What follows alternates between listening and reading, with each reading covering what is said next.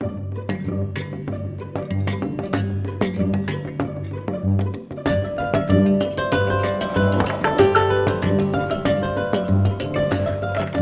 today we're going to start something new and something I haven't done before, and is to make currant jam, red currants.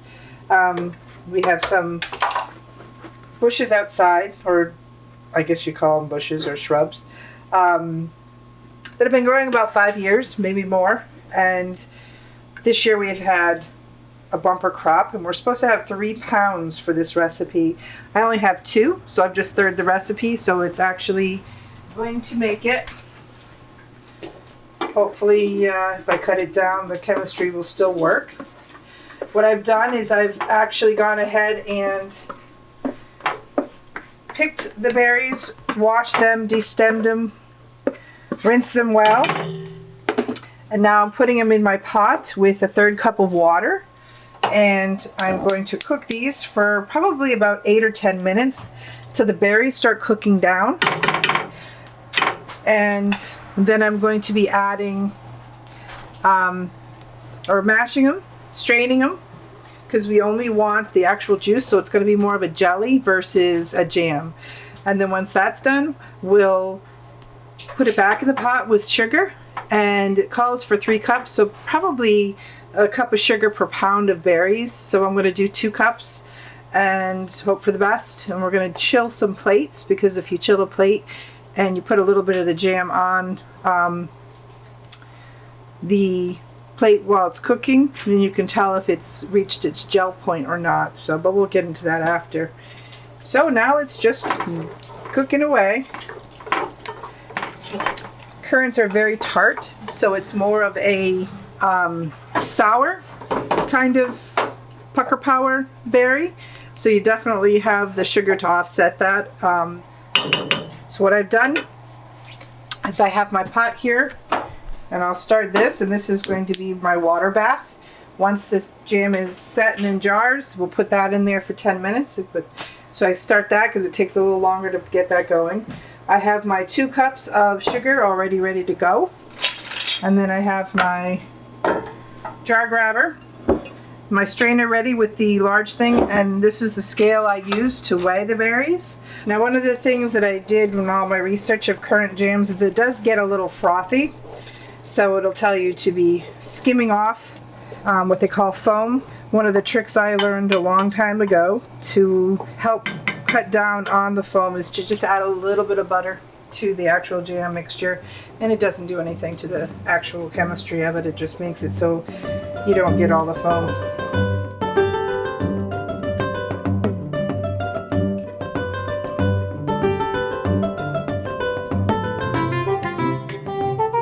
Well, it's a kind of a guesstimate. You start to see the berries start to pop, and what it's doing is bringing the inside of the berries to a boiling point so they break their skin, and that's kind of what you want the juice to release. And what I'll do now is just let this set for a second, and then I'm going to take my handy dandy potato masher, and very carefully I'm going to go and mash the berries, which if there's any that still haven't burst, it's going to break them open and release the juices.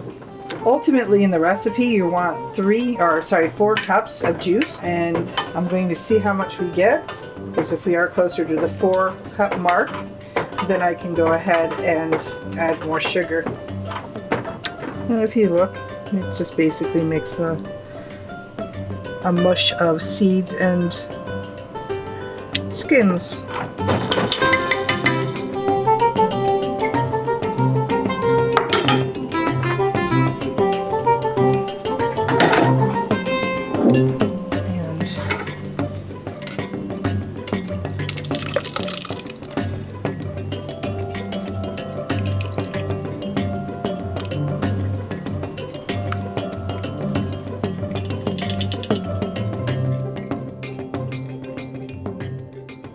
And what I'm doing is I'm working the juice out.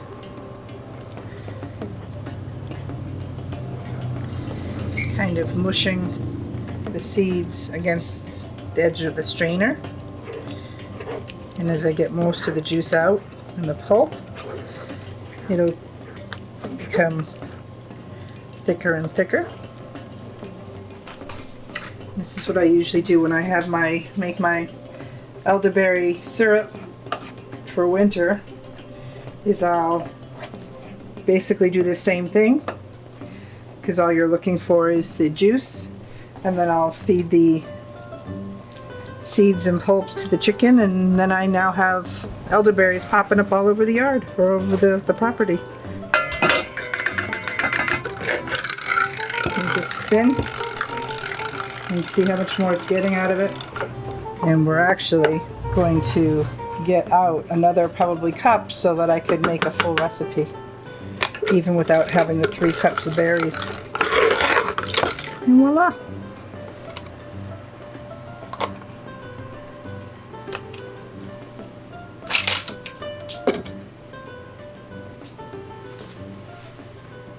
So about 3.5. So I boiled some water earlier, and I'm just going to bring the water up till we get the 4-cup mark, which is only just going to dilute it just a little bit, because it's only probably about less than 1/2 cup. And now we have basically the concentrate of the currants. Currant is a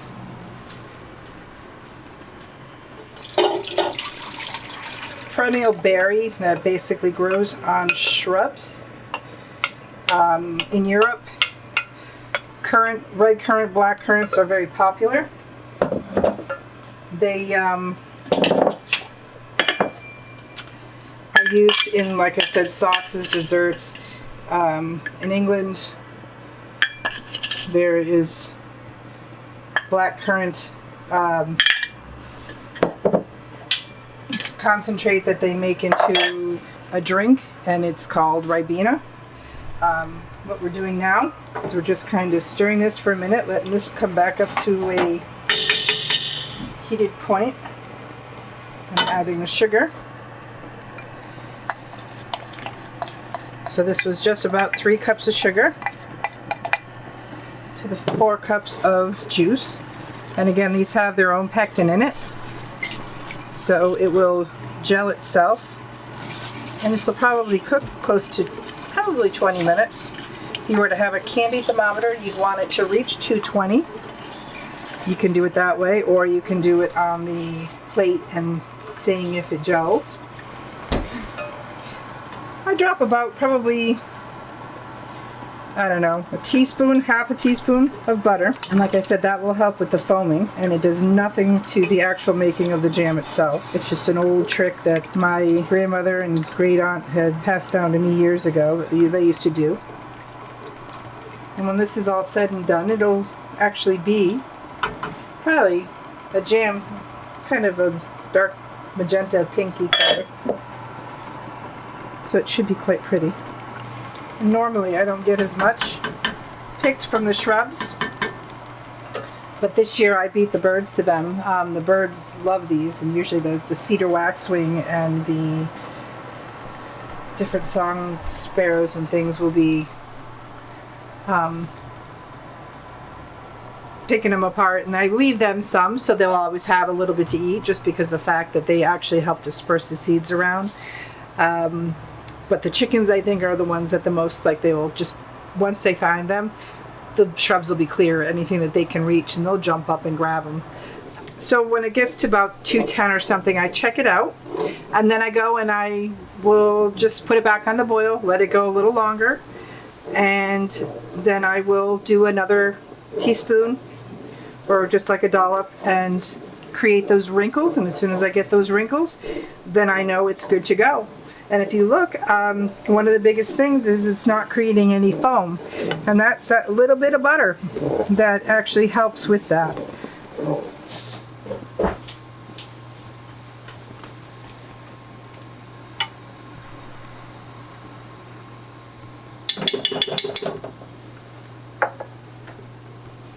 I mean, you can also see here, dripping. May need to go a little bit more. There you go. See those? That's kind of what we're looking for. We're looking for those kind of wrinkles. Those wrinkles right there. I don't know if you can catch that or not. That's showing me that it's reached the gelling point. And it's really good. And it's ready to go. Now what I've done is, while the whole process of the cooking's been done, I've been sterilizing my jars by putting them in an oven that's been warm. And because you see there's really no foam, I don't have to take the time to skim the foam off. All I'm going to be doing is ladling it up. You want to give yourself about 1/4 of an inch headspace.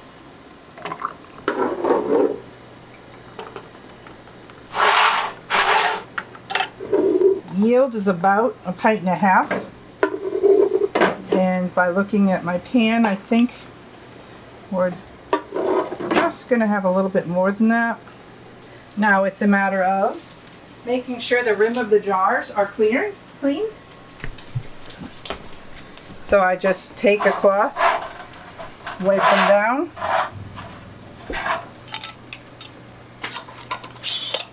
So then I'll just add these.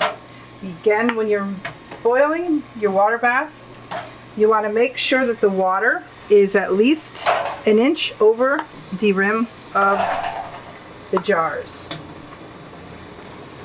I put them in there, put the lid back on, set my timer for 10 minutes, and that will actually seal the jars and preserve the jam in the jars so I can put them on the shelf versus having to put them in the refrigerator and use them within 3 weeks. Now these will be good for a year or more, because even the jars now, I'll say 18 months.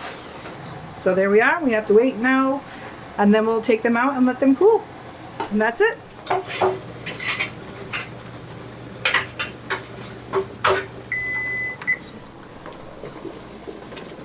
Okay.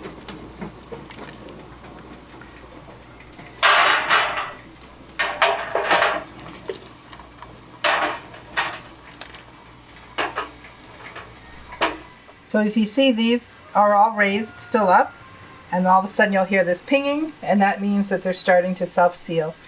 And it usually takes between probably anywhere from 30 seconds to 2-3 minutes, and you'll hear ping, ping, ping, ping, and you know that you did the processing correctly. And you can put it into the cupboard to save for, again, like I said, anywhere from a year to 18 months. And there you have it.